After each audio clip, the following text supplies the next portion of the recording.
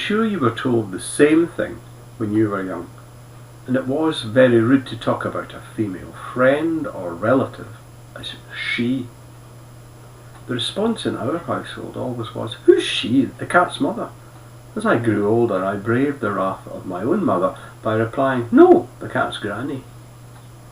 But if you read our Bible passage for today carefully, a similar use of a word can jar.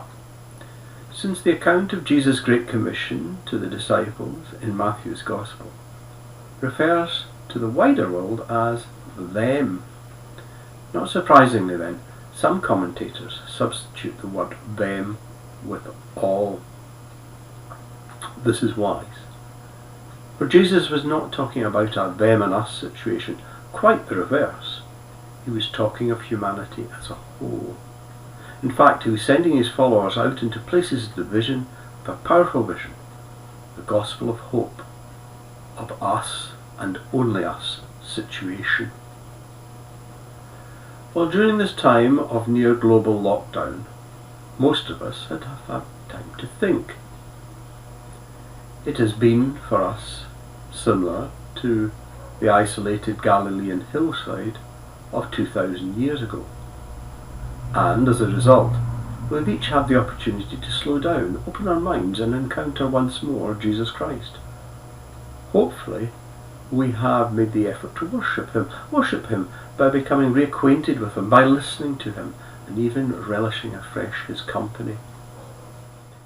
Yet His concept of a universal all has also jolted us to think carefully of the relationship one human being to another. Since this is a time of worry and hardship and aloneness, and it has thrown a spotlight on the fact that we do not just rely on each other for our needs. Instead, we crave and thrive on each other's company. More deeply, our enforced solitude may have forced us to accept that the well-being of one means the well-being of all. Perhaps that's why Jesus' first command is to baptize, since that sacrament is not a matter of doing the way, as it's said in Scotland. Rather, it's the gateway to the community of the Church, a body that should always seek the spiritual and physical welfare of all its members. Indeed, a worshipping commonwealth embracing the spectral colours of human personality and outlooks and appearance. And so, it is with the greatest sadness that at this time of grievous loss to a virulent pest, we should still have visitations of the worst kind of them and us worlds. For anyone who has genuinely studied the Bibles, rather than vilely using them for photo props, will know Christ's teaching.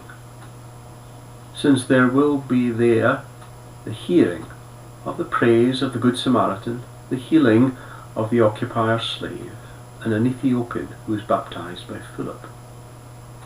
Let then this period of contemplation be a golden opportunity to think how we will better take God's universal good news out into a still beautiful world with its even more wonderful creatures. Yet still we may feel unable to teach obedience to the Lord's commands. We just don't know where to start. Moreover, we feel powerless and oppressed by vested interests. Certainly, we seem to have few around worthy of national leadership. But that should not daunt our resolve. Since the apostles on the mountain were being sent out into an equally cynical and corrupt and self-serving empire, indeed the Roman writer Livy said that Romulus had been commanded by the gods to declare that no human strength can resist Roman arms. Instead, let us take Jesus' alternative, His Great Commission, at its face value. Let our voices shout out a certainty to those who are uncertain at this time. Let our voices proclaim Christ-based ethics to those who seek to profit from human ill nature. In fact, let us give voice to but 3 questions to those who mock God. And they are, our Lord and Master is with us. Does what you worship go with you? And if it does, to where is it leading? Instead, why not come with us? For there's still room in the mountain top, and the view up here is outstanding. Amen.